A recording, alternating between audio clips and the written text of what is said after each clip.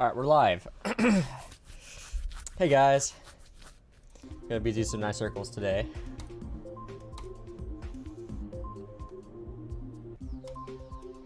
Should have it here. Nice circles.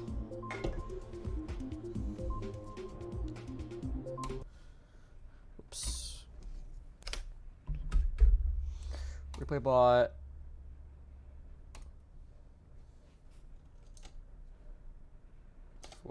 Replay bot, record, 240, record.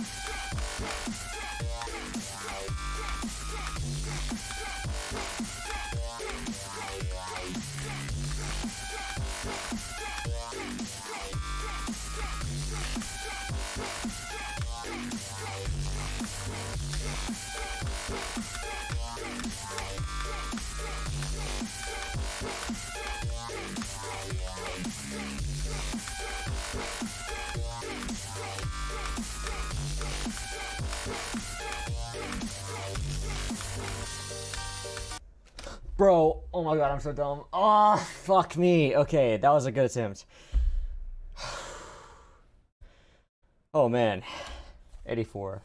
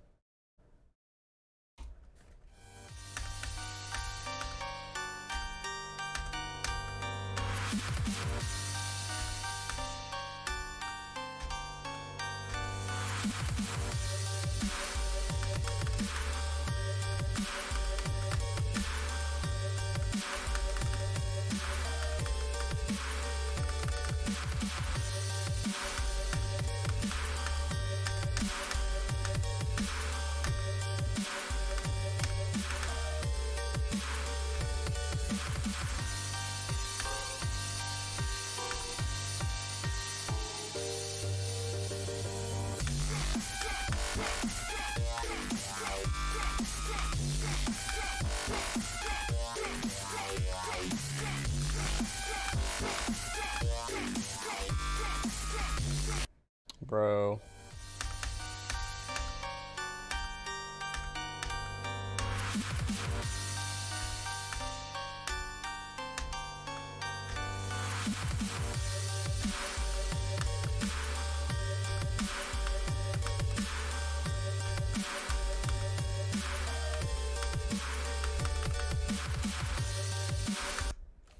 Your mom's gay.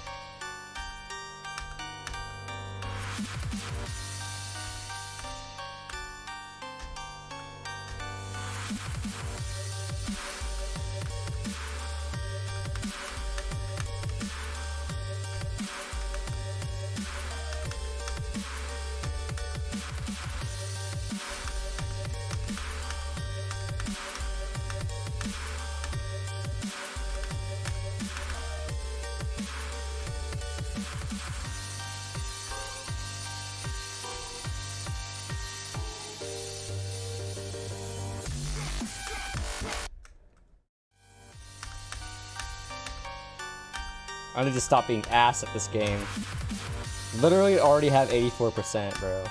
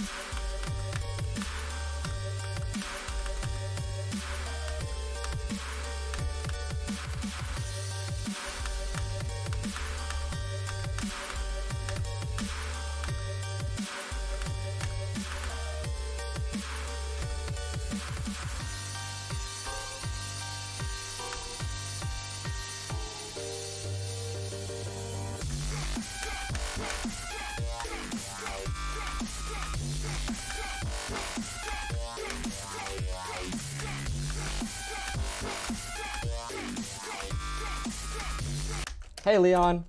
Yeah, I remember you. What's up, my guy?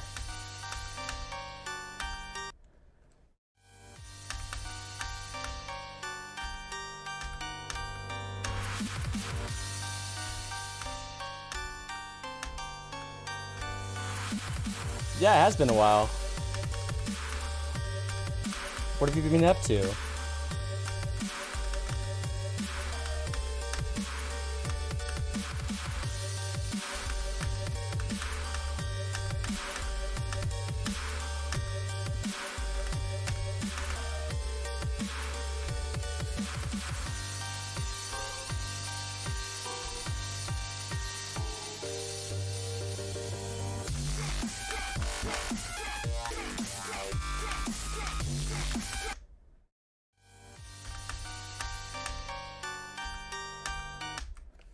Nice. Yeah, Night Circles is a very good entry hard demon. Definitely a good first.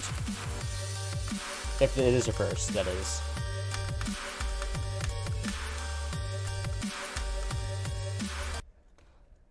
$31 to 100? Alright, you got this in the bag. So you're probably pretty close to beating it. I already beat 9 circles. I'm beating it again though because my completion on my channel is dog water in quality, so I'm trying to make a better quality version. That's literally the only reason why I'm beating 9 circles again. And so I can get the second coin.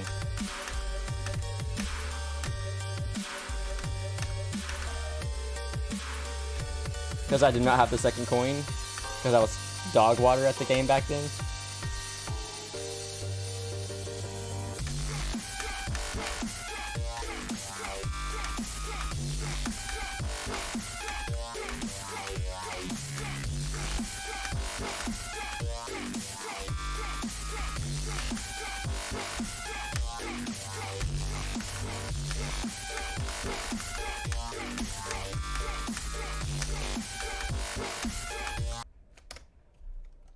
Double dash. Died at the final stretch 10 times. Damn, dude, that's 10 deaths at the end on any level. It's just unfortunate.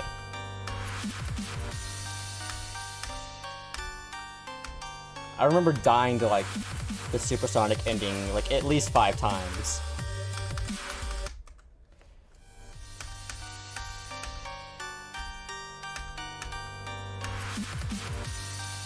Like, I died way too many times at the final stretch of Supersonic.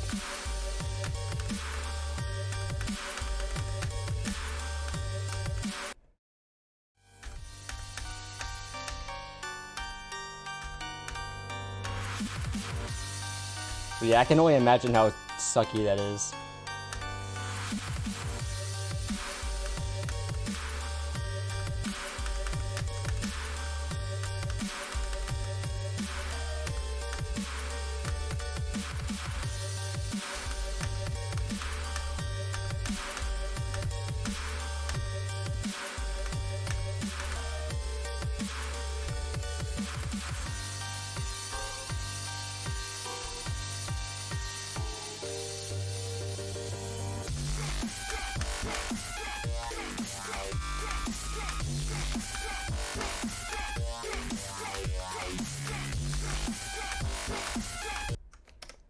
Oh, Rubik's Cubing? Yeah.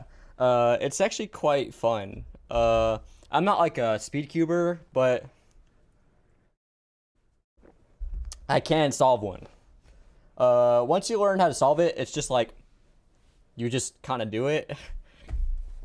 It's you just follow the steps and it will solve every time. So yeah, that's why people get into speed cubing because like once you know how to solve it, you just solve it, right? So you want to get faster and faster. So I'm not like super fast at it, but I can solve it.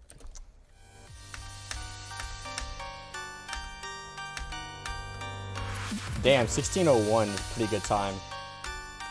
What's your you must have a fast cube then. Because my cube is dog water.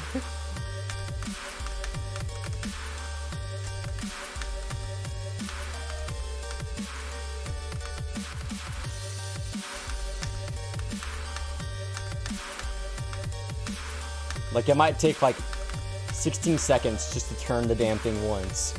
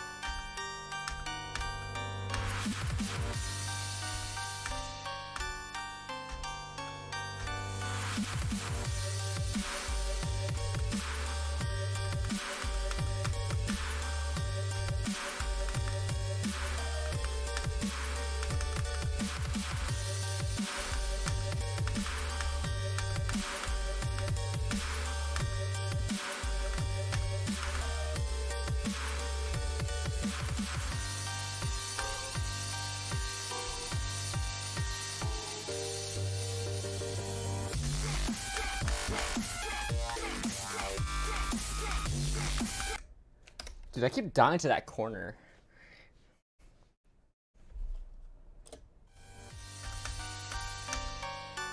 I mean, at least it's magnetic. I know that's pretty important because it makes your turns more accurate. So like it snaps together, so like you don't have like weird shenanigans where you're like in between turns, and so your cube won't turn.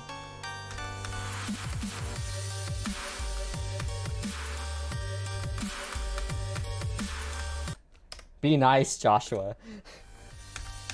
Speed cubing is hard.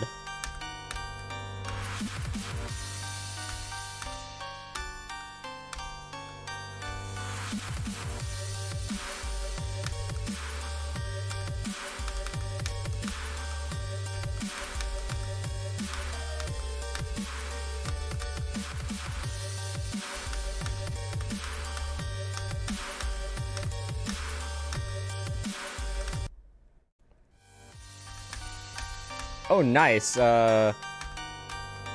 When's your birthday?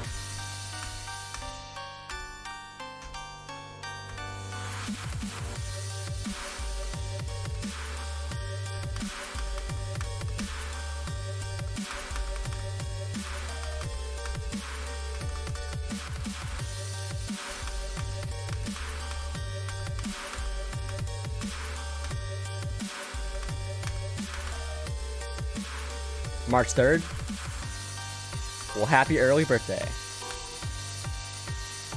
Because I don't know if we'll see each other again, like on your birthday. So just in case, happy early birthday.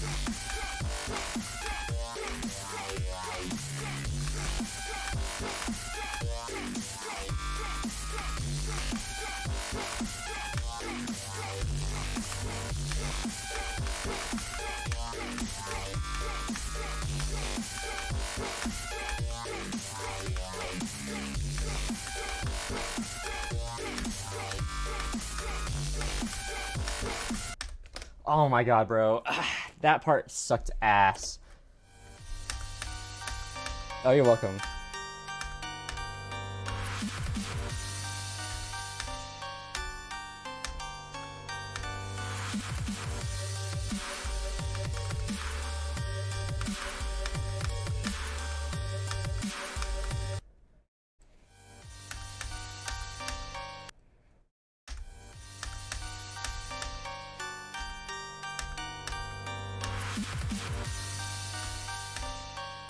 I'm gonna die probably a few more times to that dual transition. It sucks ass. I died there a lot when I was practicing this level.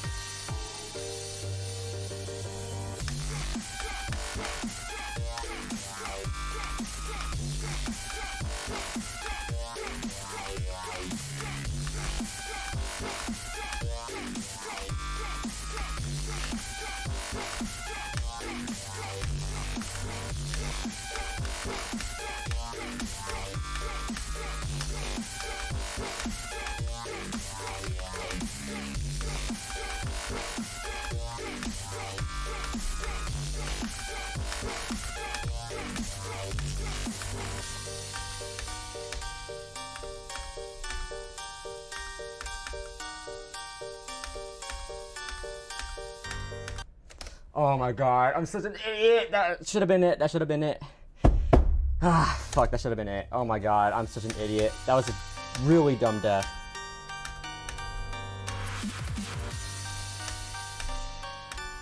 That deserved a punch of the desk for that. Oh my god. That is like the worst choke I have ever had.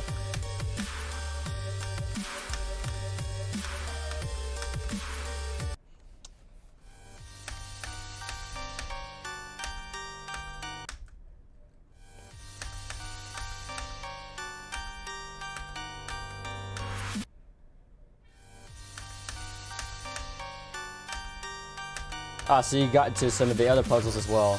I only know 3x3. Although, I know that... Green, what's your problem, Green? Hold on, give me a second. He's like, Green, what's your problem, Green, what's your problem? And then he gets banned, and he's like... And then he, like, his monitor falls, and yeah.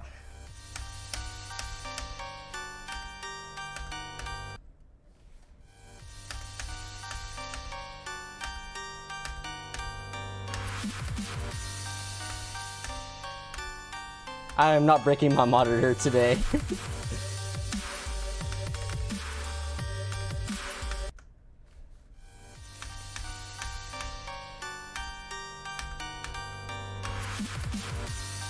Mainly because I can't afford another one. Unlike that guy.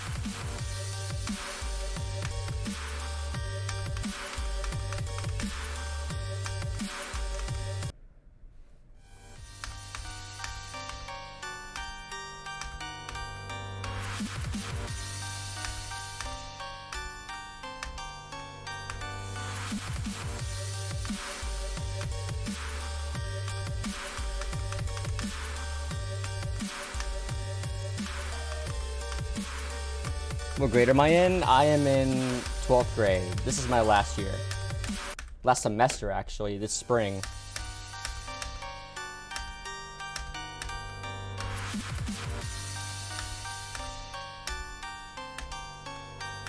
Bro, I cannot believe I'm going to college in the fall.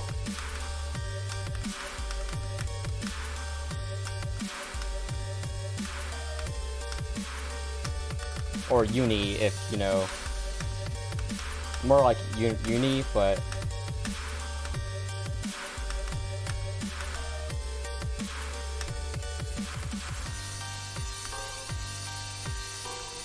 in the United States, it's a little weird.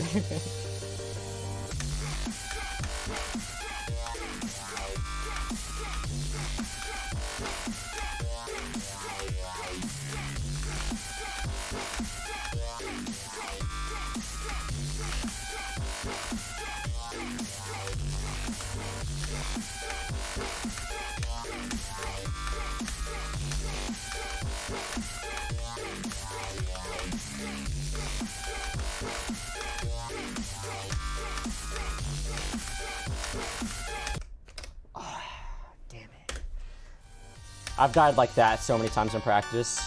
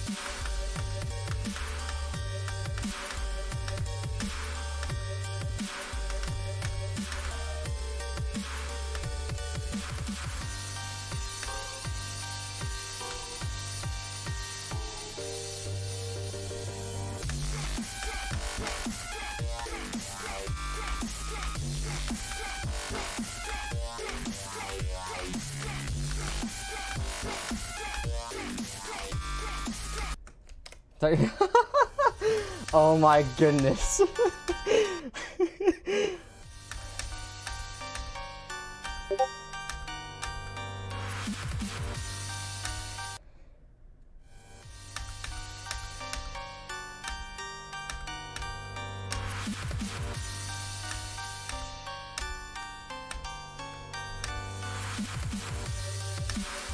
What job do I want to have?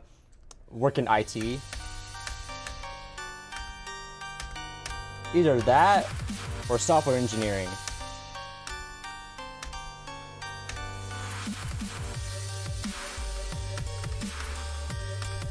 Or maybe both.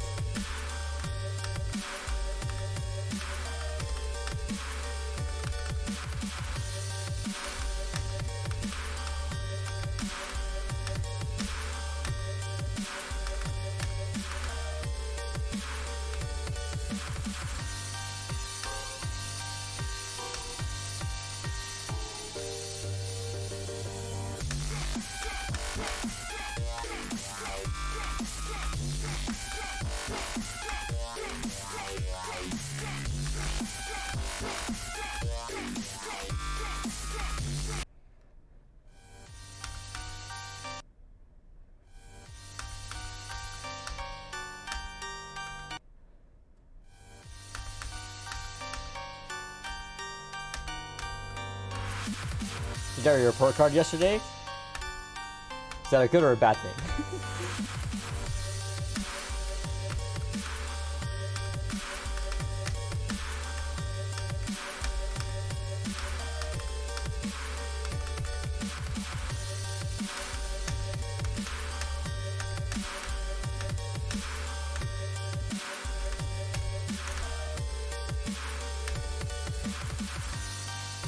That's good to hear.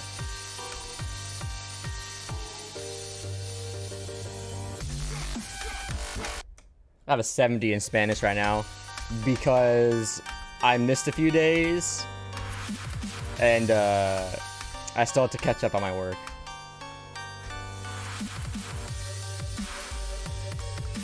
My other classes are good though.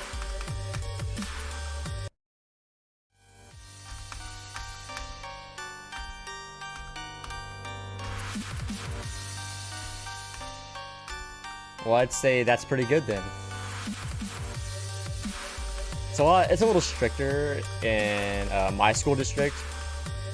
I don't know if it's the standard everywhere, but I have the 10-point grading scale. So lowest A is a 90, lowest B is an 80, lowest C is a 70, lowest D is a 60, and below a 60 you fail.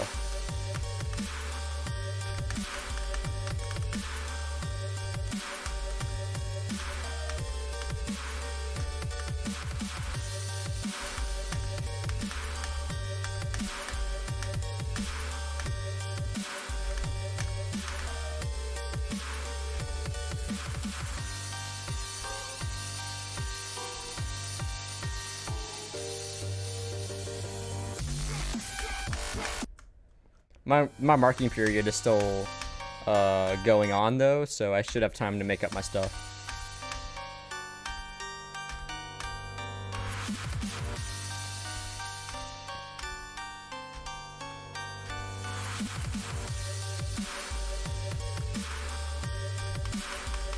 That's really good. I think math and English tend to be the hardest classes.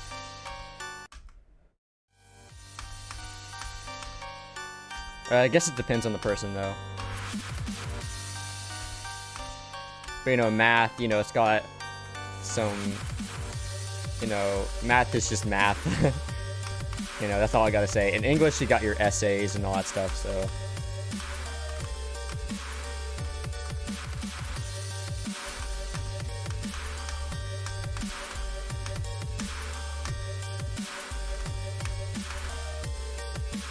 I think it's fair to say that math and English, at least where I go to school, are the work-heavy classes.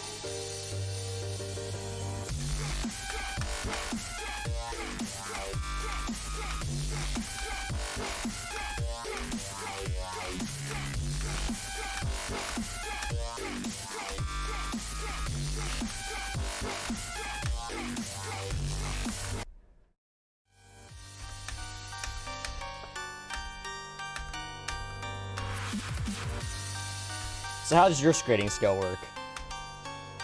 Like I said, ours is the 10-point scale, and like from 59 to 0, we just say "fuck you, you fail." You know, we only use like 40% of the scale instead of, you know, all of it, but it doesn't really matter.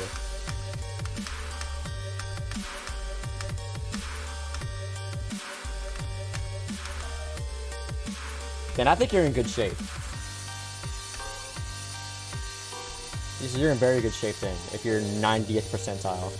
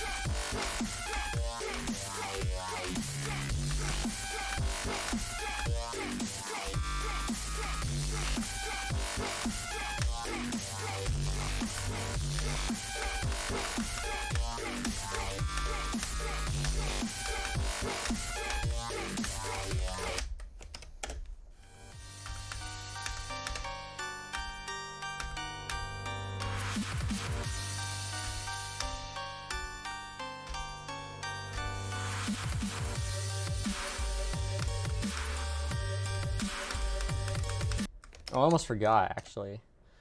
I need to put this stuff back on. I can't believe I forgot. Got test mode, FPS, CPS, best run attempts. My bad.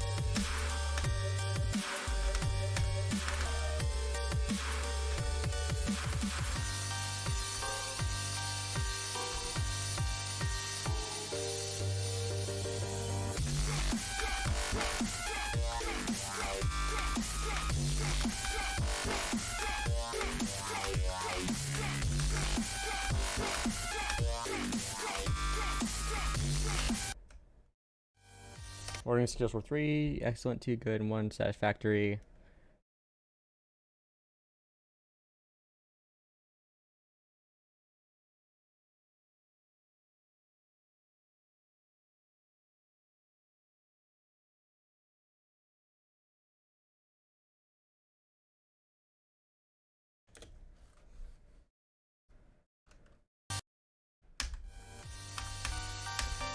Man, wait, are you in high school?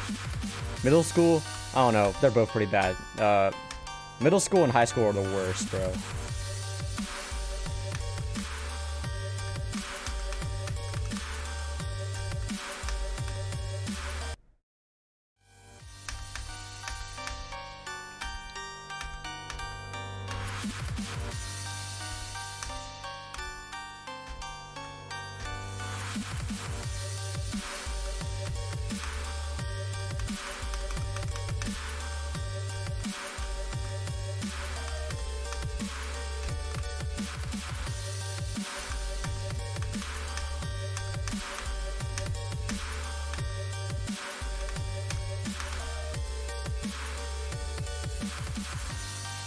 I'd argue middle school it's just slightly worse, but they're both pretty bad.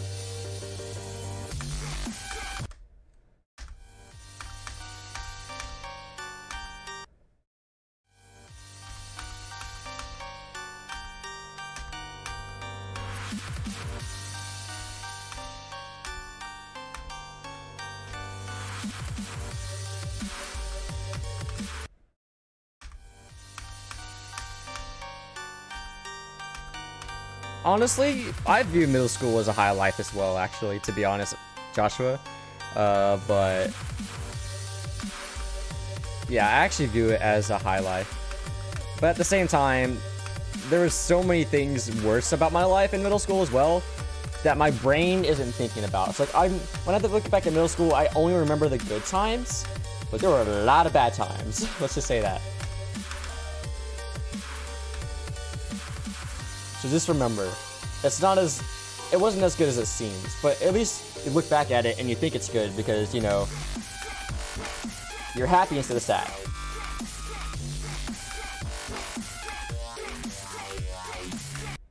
You're like, you're not like, instead of being like, it sucked, you're like, oh, it was good, and these happy thoughts are making me happy.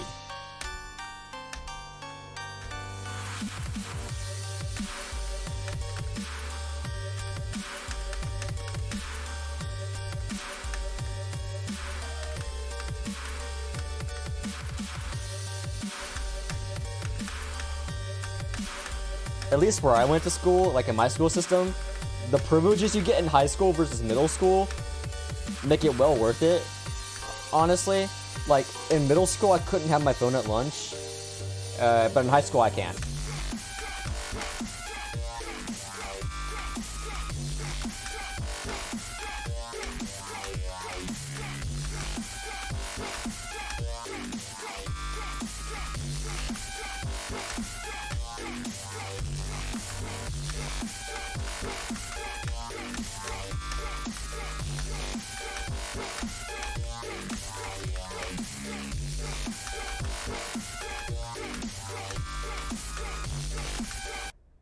Did I really die to that, bro? God, I am just having the worst deaths tonight.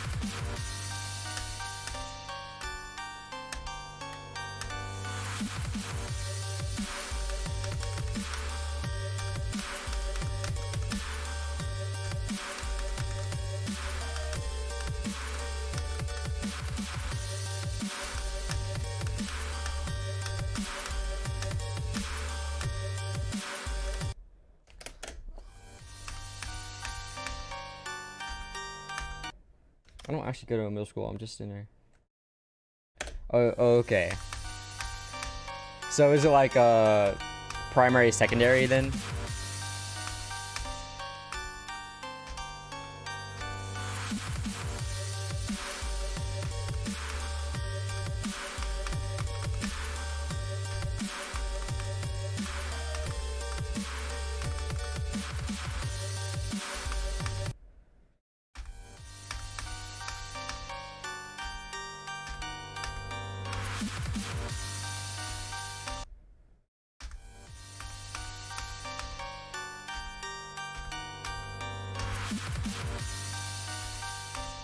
Grade 7.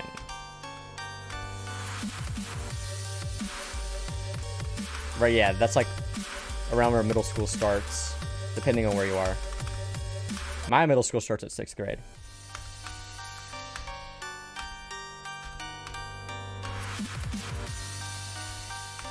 It was elementary from 1st to 5th, 6th to 8th was middle school, and 9th to 12th is high school for me.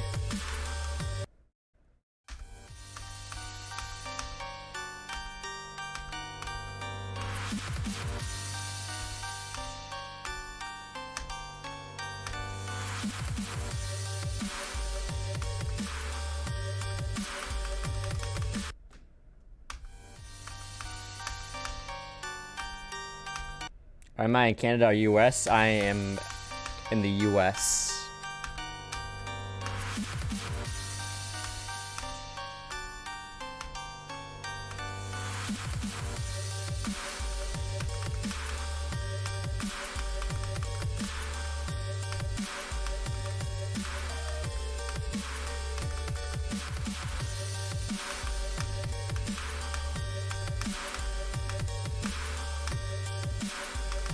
Oh, that makes sense. Yeah, I kind of guessed you were in another country based off the things you were saying about school.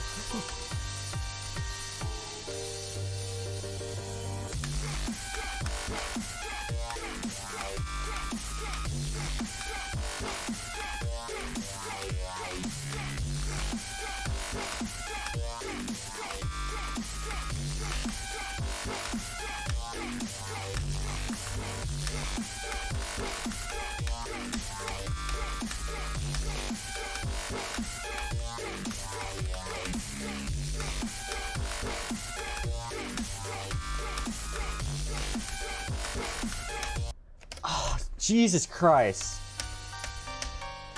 I need to focus. That, to be fair, that transition's really hard.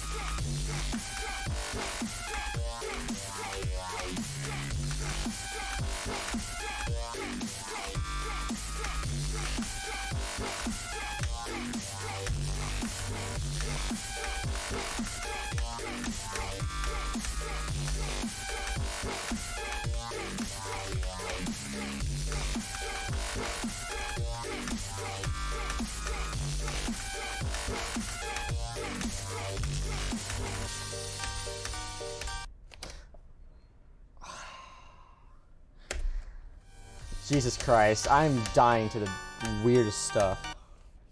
My hardest is ultrasonic.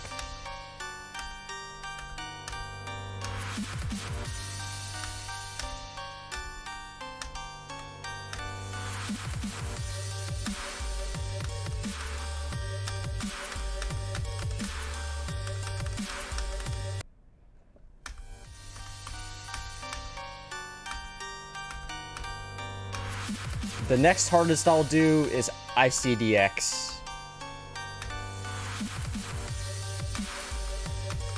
But I'll get to that eventually.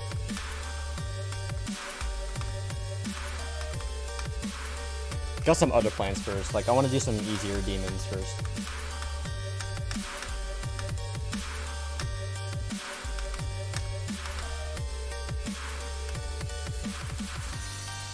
It just takes some time and a lots of playing.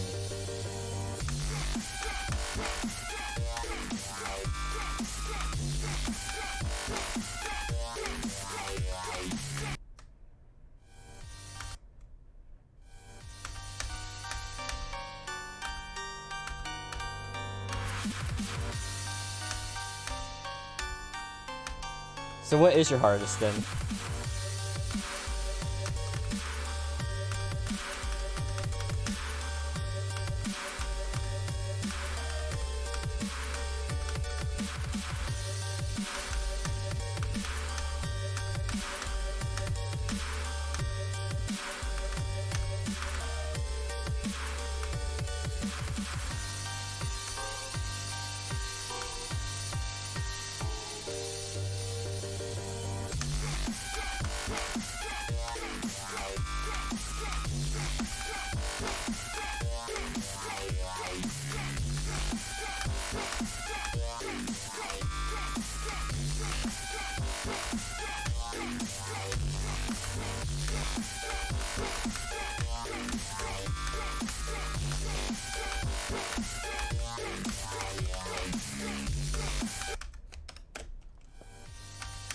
A medium? Oh, okay. I mean, I was hoping you could tell me which one, but that's fine. It's hard to rank, you know, which level you use hardest. The way I do it is, with the Geometry Dash Demon, Geometry Dash Demon Ladder. But nice, yeah, that's pretty fast. But I use the Geometry Dash Demon Ladder to objectify which one is harder.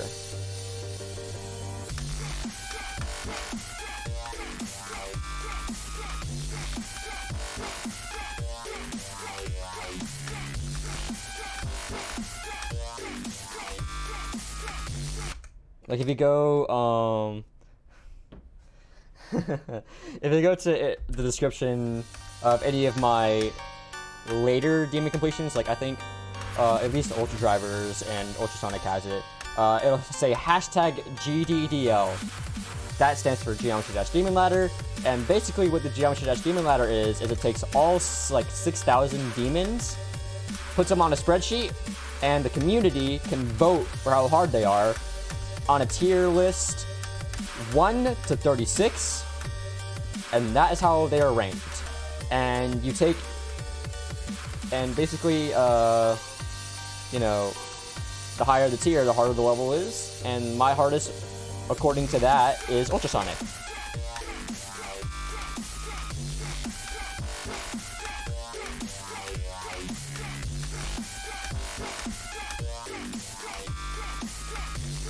Should have, I don't know if it's updated, but it should have that in my description, actually, of the stream. Okay, yeah. The only thing it's missing is Ultra Drivers, but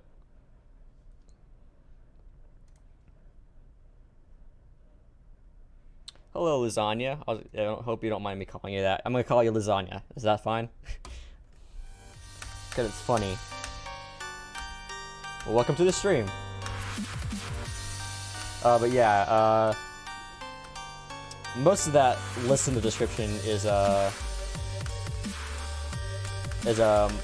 to date. It's just missing one level.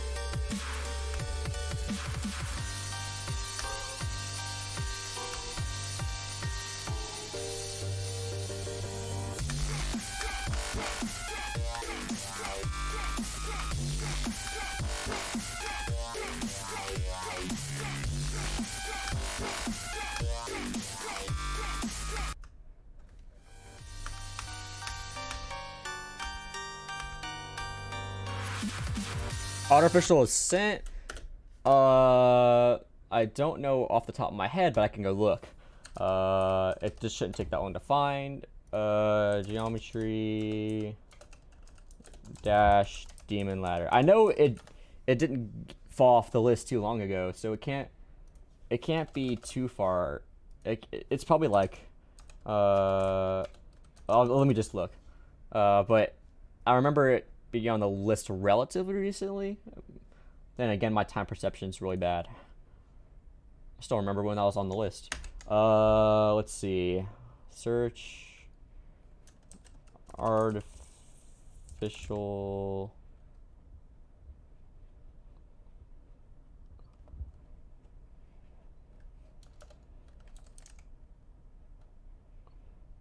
Artificial Ascent by Viperin. It is a tier 28. 28 out of 36. So yeah, tier 28.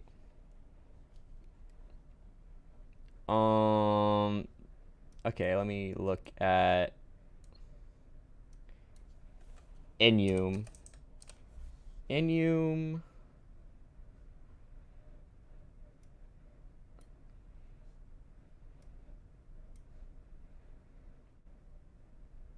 Is a 5.74. So a tier 6. It's a tier 6, but 2 decimal places, 5.74.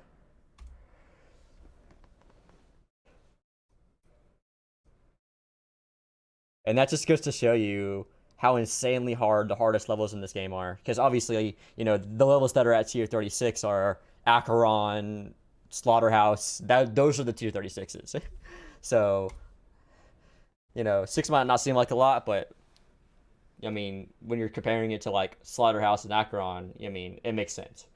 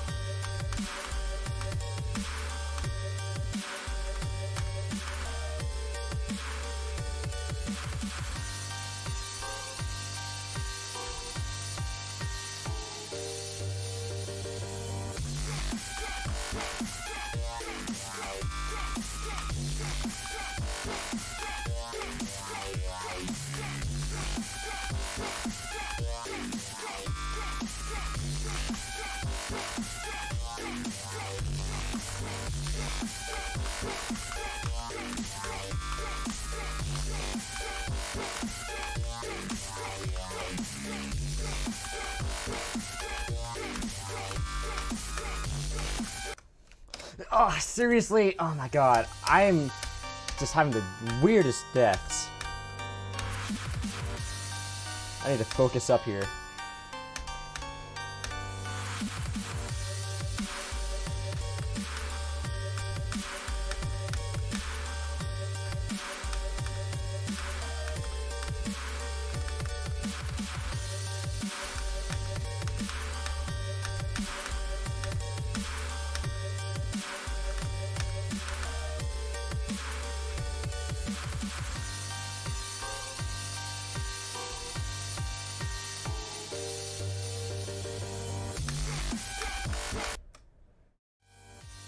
Yeah, Twitch's stream delay is better than YouTube's. Or like it's less. There's less delay on Twitch.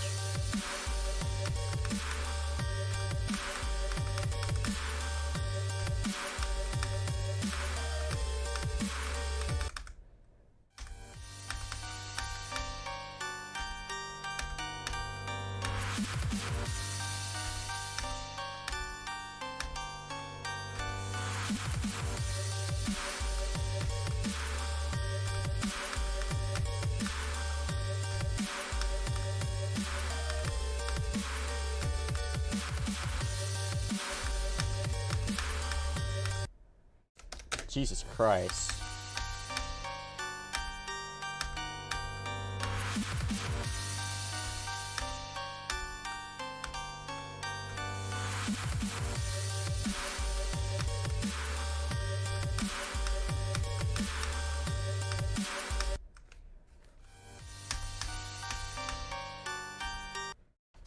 I'm gonna activate my inner GD powers and just play on 60 hertz. Why not?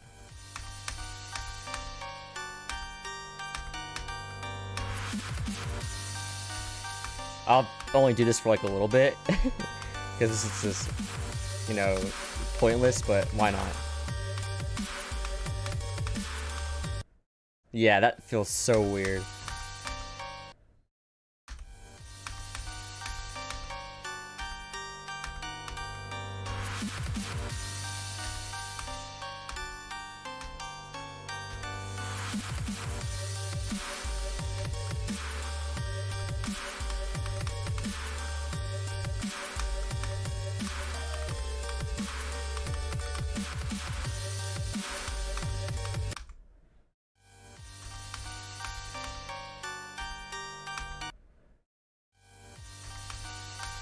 Alright, thank you. You have a nice night.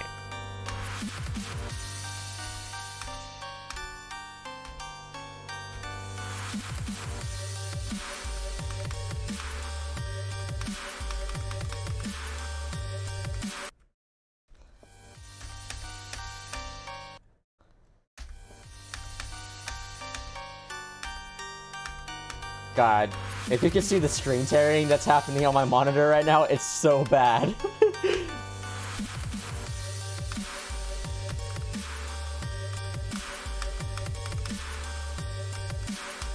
Like, this looks awful. I play like dog water too on 60. Yeah, that was fun while it lasted.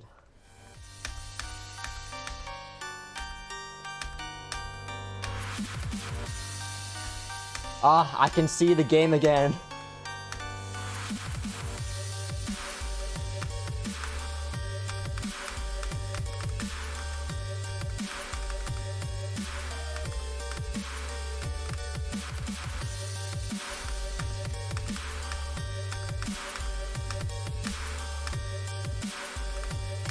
You guys don't see anything different though.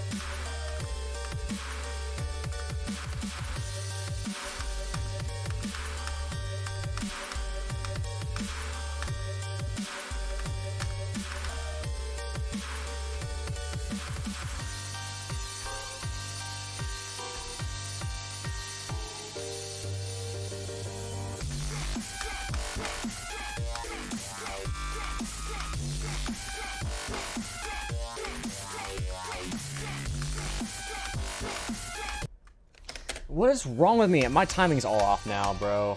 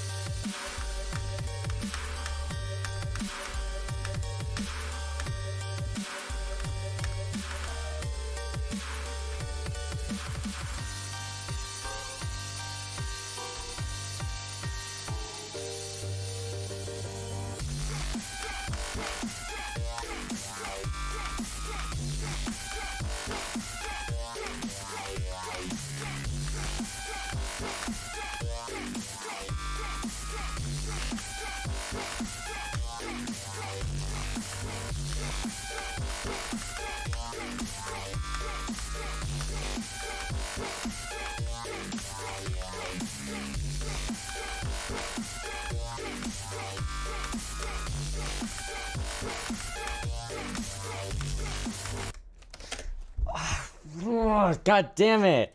That was such a...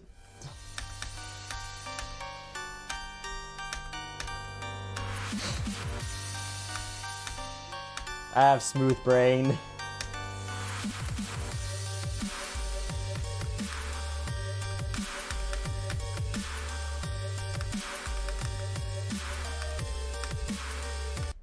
Alright, I'm gonna take a 5-minute break. I need just a breather, and I'll come back. Hopefully, stop messing up. I do have Discord. But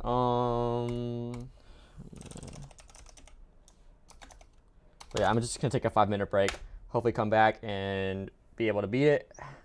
Because, you know, sometimes, like, if I play for too long, like, I start getting worse and worse and worse and worse. Because, like, you know, my eyes and stuff, like, start doing weird shit. And, you know, just gotta take a break when you're grinding sometimes. So I'll be back.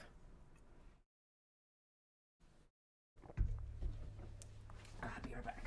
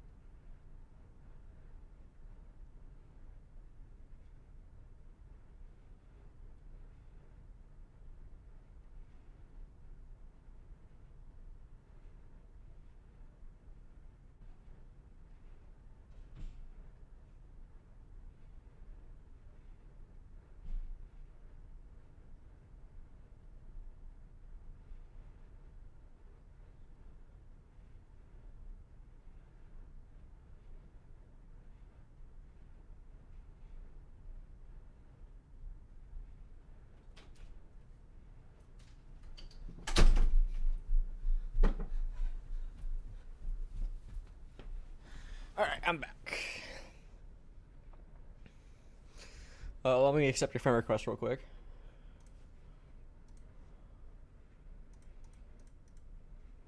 All right. I'm actually not gonna start playing right away. I'm going to let's watch some YouTube actually, because I currently made some food actually. So I'm gonna eat some food and we'll watch some YouTube, just so it's not boring while I eat. And what better way to celebrate watching YouTube? Oh wait, I just realized I can't even see anything. Oops. Completely forgot I have 2 monitors now.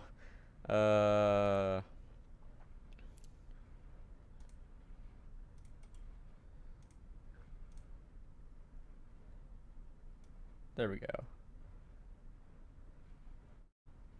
Good old Gotham Chess.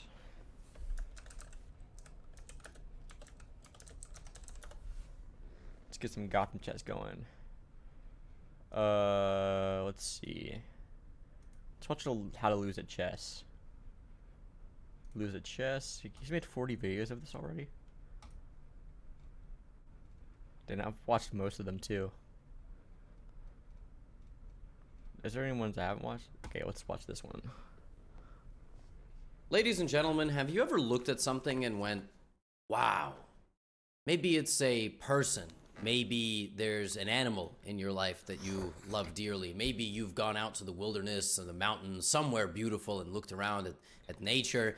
Maybe you were at a movie. Maybe you were at a museum. Or maybe you were watching 2 people play a chess game.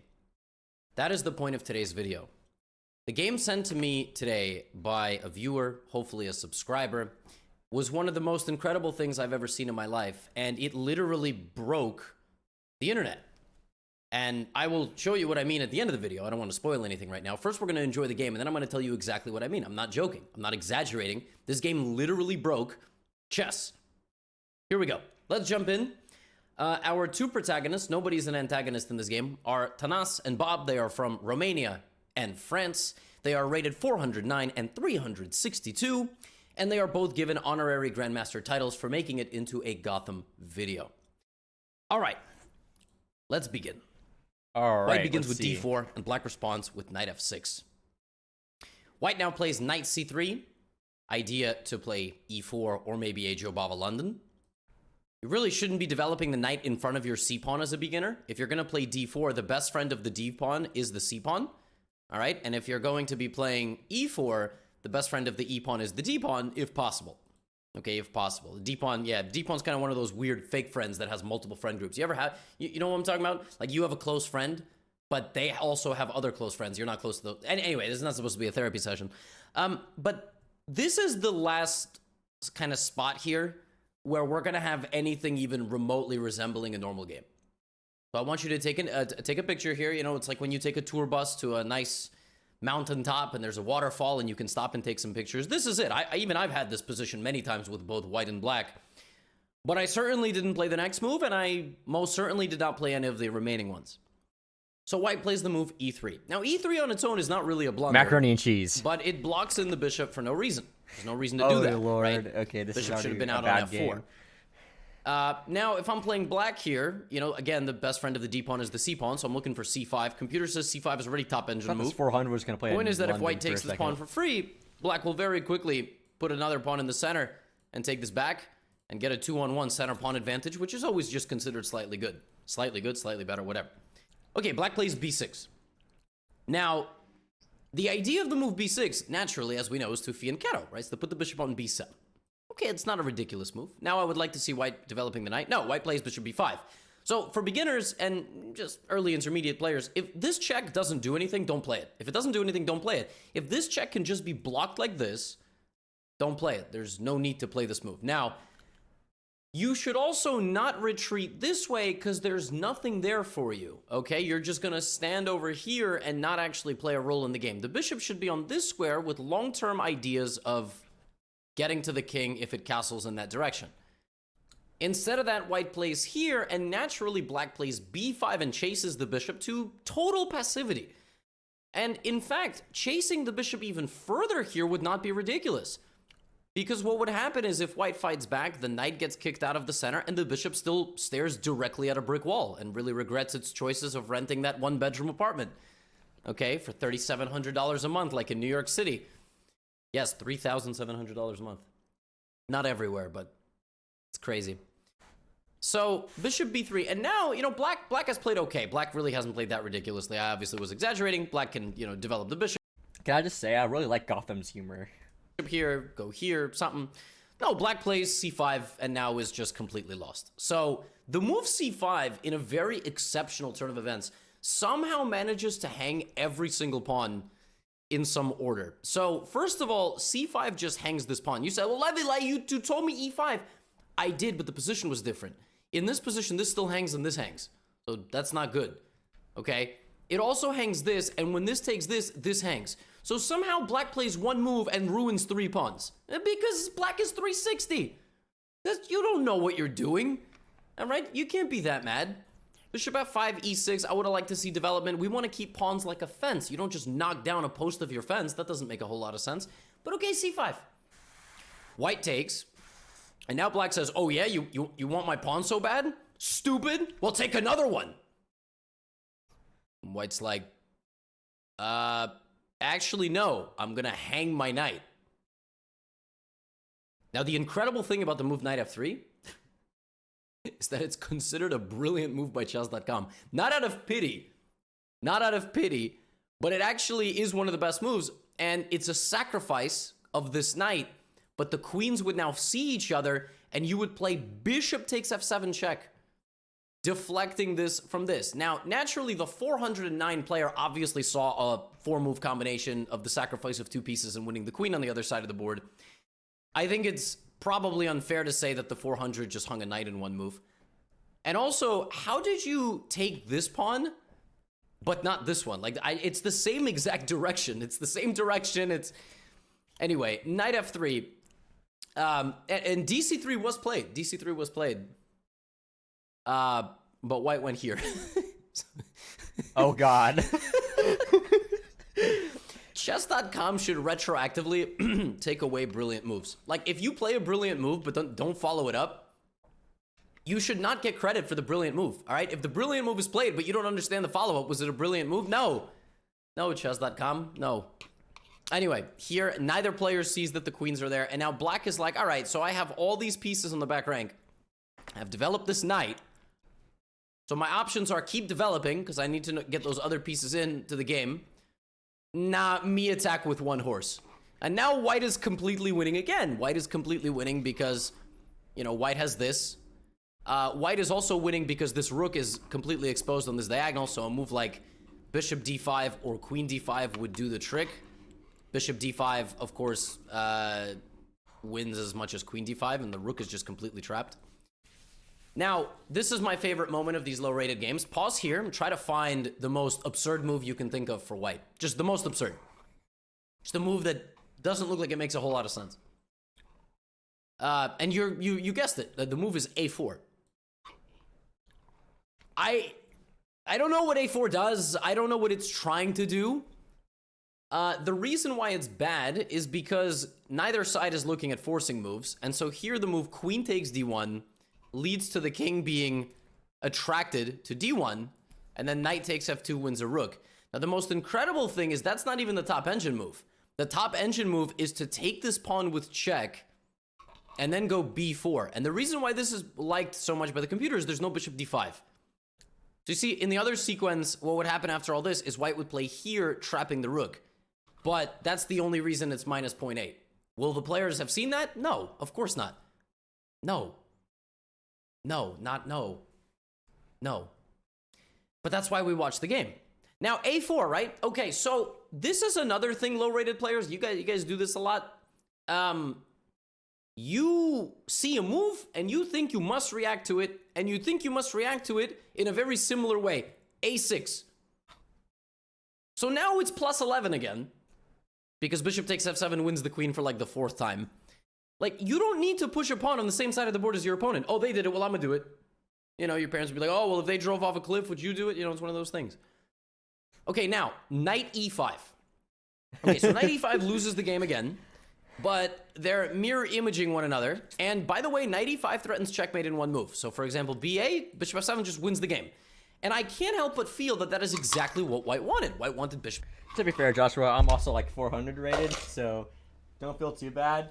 I just watch enough Levy videos and Gotham chess videos to know like what he's talking about when he says certain things. All right, bye, Leon. Bishop takes f7. I mean, it's a natural move. Or maybe white just was like, well, they moved their knight. I'm going to move my knight. Of course, white should have castled. White should have done a lot of different things.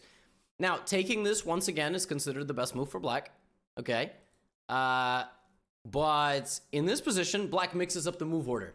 So rather than playing this, and then knight takes f2 winning the rook, black accidentally plays the exceptional knight takes f2. Now, knight takes f2 is just brilliant because it hangs a knight, but it also hangs the fork, and it also hangs mate. It literally doesn't address anything at all. Like, nothing. Zero. White takes the knight, though. White just takes the knight. White's like, well, the knight's free, so I might as well take it. Okay. So now black is like, okay, it's move 12 for me. I haven't moved anything, right? I still haven't developed a single piece. Oh my goodness! Like he's only moved that knight. All the other pieces are still in the back rank. So you got to be looking like, where can my pieces go, right? So black plays f6. So oh no, f6 is such a move that it makes sense on the surface, right? Like you attack the knight. It does make sense. Now, you will never guess white's next move. When I tell you, you will legitimately never guess it, you can tell me in the comments. You can write on a list 10 moves, 15 moves from this position for white. White has a lot of moves. I'm sure at this point you realize it's not bishop f7 for the 43rd time. You probably also realize it's not queen d8, it's not knight f7, it's something that looks natural. You can pause here. You will never, ever guess this move. It's just not, like, you know how we say computer moves are computer moves, like no human would play them? No human or robot will play this move. Like, I think maybe the person left and, I don't know, their notebook, maybe they accidentally, I don't know. King e1. God, him or her or themselves could not explain King e1. It is just impossible.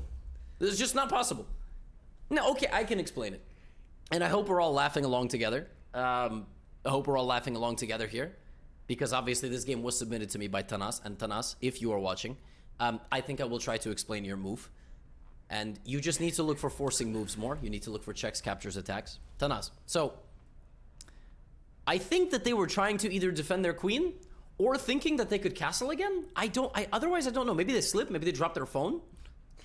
Now, what does black do? Of course, black takes the knight because that was the idea. But now white is plus 10 again because bishop f7 wins the queen, right? Oh my god. F7 wins the... This is not... Now here, white, after retreating the king back, realizes that they cannot castle, so they play c4, looking to trade pieces. Now black is winning again, so we go from mate in 1 twice to -4. Why is it -4? Because I don't know if you remember, but white hung a knight. So white lost the knight a long time ago. And because of that, c4, right? Bishop b7. Now, white finally starts to play a little bit more logically. Black finally develops a bishop. We have AB, AB, CB. So, neither player realizing that this is going on, right? Certainly. Oh! Okay, but then I have a question. How did black see this, but not this? How does black see the equidistant move down the board? What? And the best part is, rook a1 is still not winning because there is bishop f7 checked for the 3900th time. Crazy. Just crazy, crazy, crazy stuff. Crazy. And there's a line here where white loses everything. It's like really funny. You play like king e2, rook h1, queen b8. And apparently this position is equal because these two pawns are so strong. It's crazy. Anyway, here white plays e4. Now the move e4 is really interesting because it just doesn't accomplish anything. So black has survived 17 moves and is now winning the game. Okay, so you should trade pieces here with black. g5. Wow. g5. And white now goes, oh, wait a minute. The king is very weak. I'm losing. This is the best move white played all game. I don't care about that brilliant move. It was a fake brilliant. Queen h5 is an excellent move. Now the king walks out here, and now white is like, wait, damn it, I can't castle. So I think Tanas went back to e1 thinking that they were going to castle. Now they can't castle. They play king f2. I love this move. You know what the incredible thing is? King f2 is, or king e2 is the top engine move, but king f2 is the same concept, rook to d1. And this goes to show you that being up 6 points material doesn't matter when your king is so weak. In chess, it's material and king safety. The position is minus 1.4, despite minus 6 is what it should be. Black plays bishop g7, and now black is losing 9 points of material in the other direction. What? Rook d1, queen g4. The light squares are devastating. White plays. Oh, God. Oh. Oh. No. Now black is attacking white's king.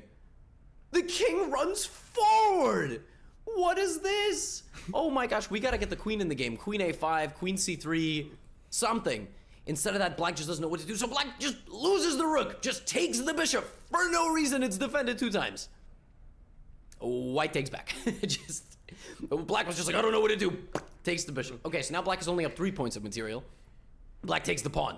Black is up 4 points of material, but white has the move rook d1.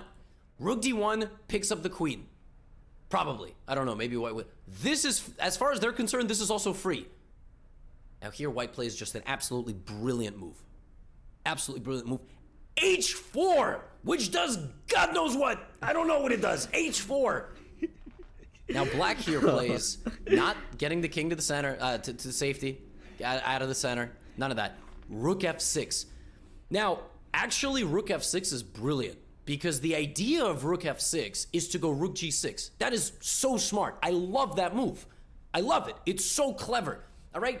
And this is like how you know you have potential as a chess player, because you're going to have these moments in otherwise maybe bad or suspicious games where that level, that next level of your career in chess is shining through. Rook f6 is a brilliant, brilliant move. Now white has a couple of options. Maybe running the safety. Still once again, rook d1 is good. Maybe h5. It's a long story. Rook g6. White misses it, and I black took a break gets for a to bit capitalize on because I their was grinding for a absolutely little bit. brilliant idea. Rook f6, rook g6 by playing rook to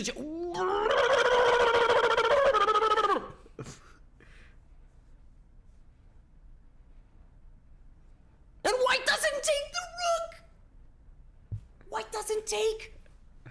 What? White doesn't play pawn takes rook, so the rook survives. And here, instead of playing rook d1 for the 200th time, queen g4 back. Excellent fork spot. The only way to get out of this is to defend the king with the bishop, defended by the rook.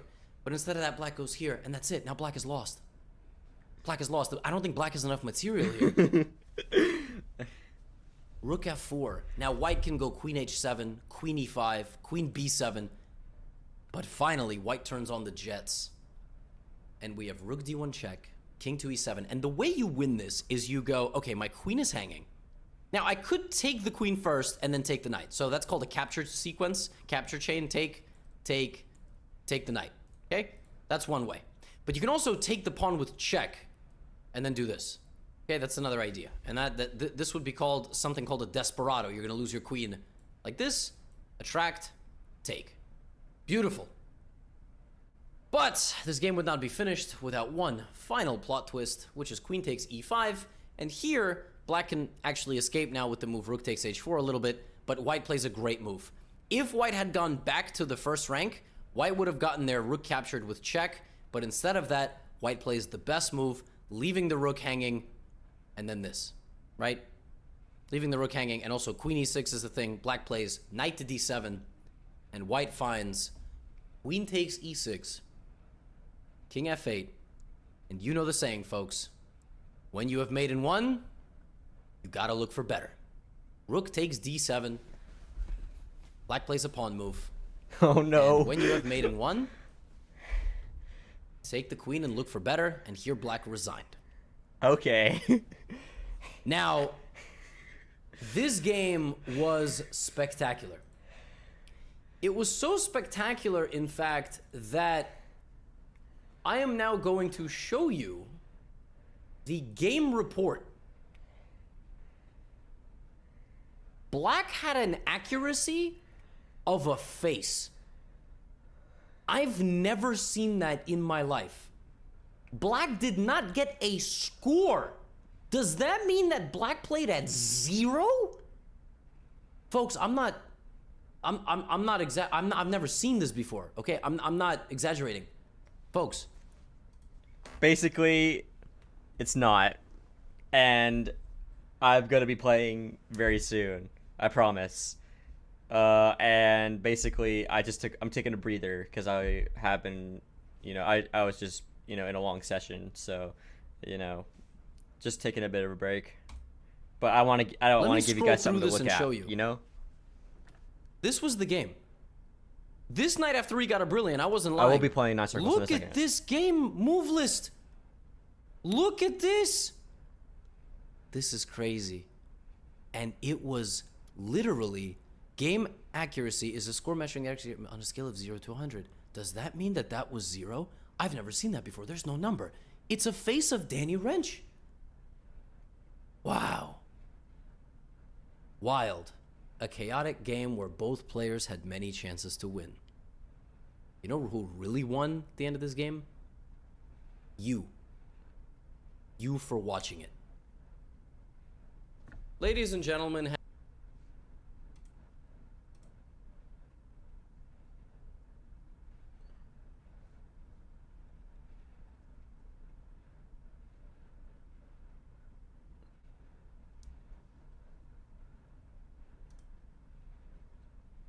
No, that's not a hot take, bro. The only way to mitigate that for me is because I have Mega Hack V7, and whenever I die, I'll show you. This is what happens when I die. See, it stays on there, and I can see my hitboxes, so I can literally see exactly how I died. And the way you do that is where is that?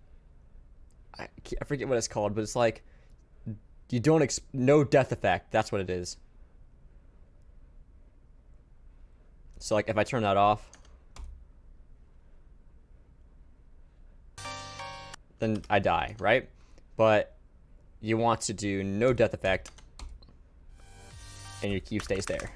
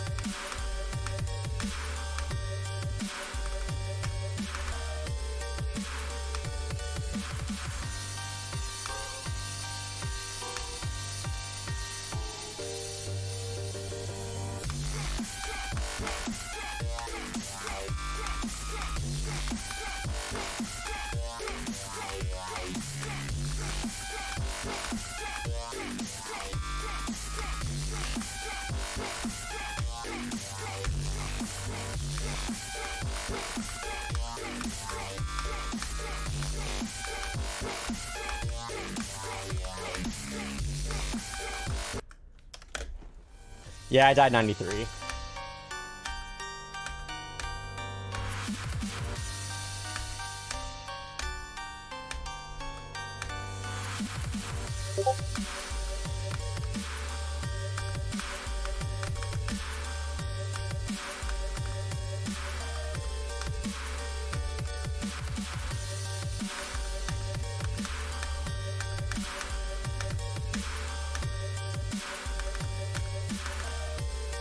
My hardest is ultrasonic.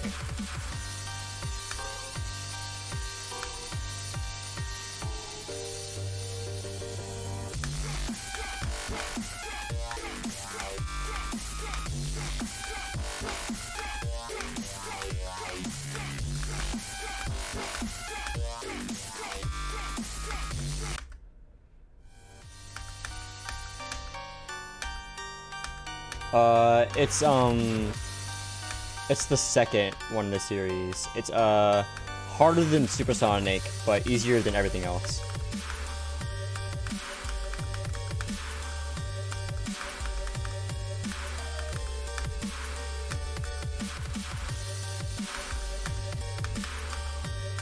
Insane Demon. Or tier 18 if you're going off a Geometry Dash Demon ladder. Supersonic is tier 17, if that makes sense.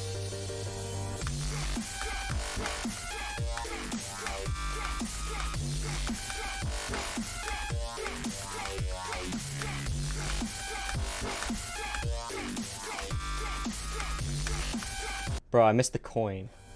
That's like the entire point of doing this. Oh, and also, for better quality.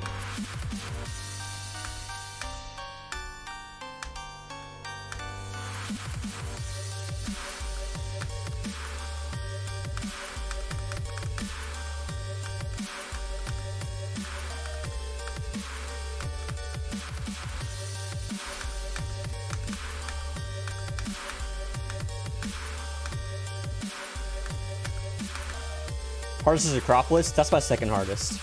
That's a good achievement, actually. But yeah, Acropolis was my second hardest.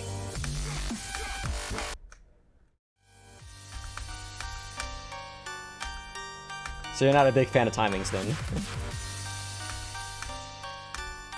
I wouldn't say it's my favorite, but I didn't find it bad.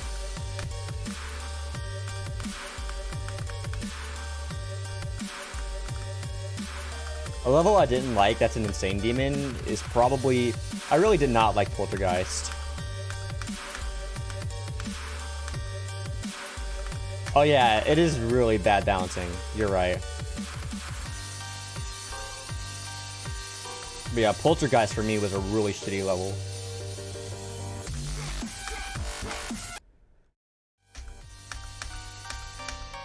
Like, the very beginning of the wave is ungodly difficult for whatever reason.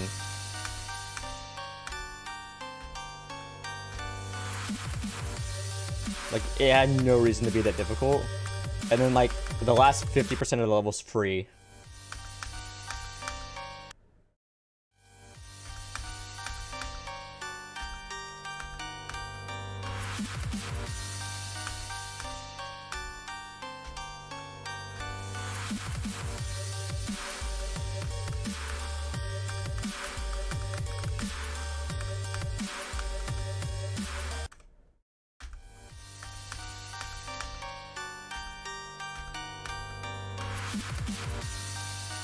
Yeah, I agree with that.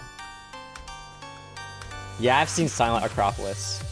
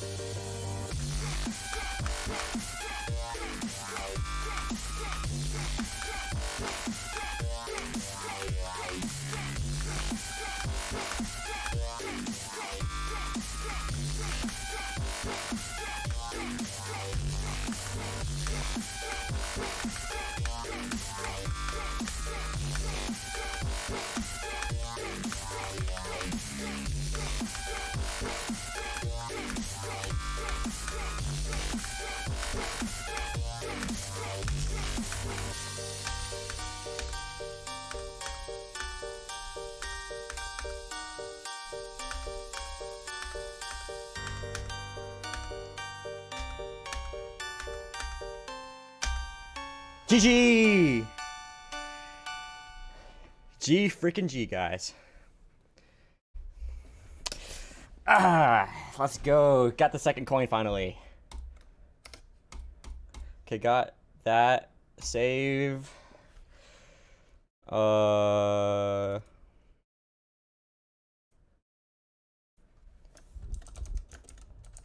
circles. Alright, let's make sure it's saved correctly.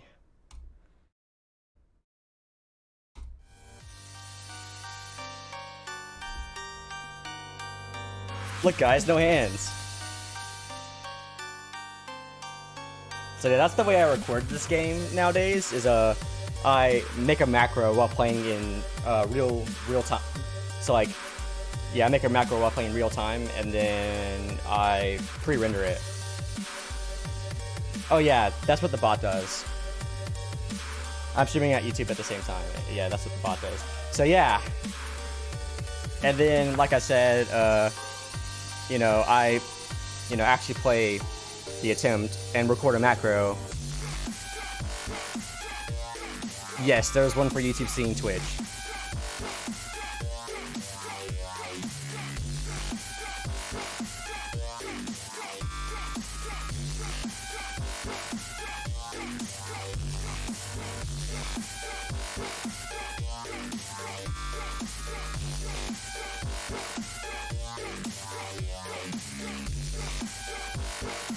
I was really close to dying there, actually.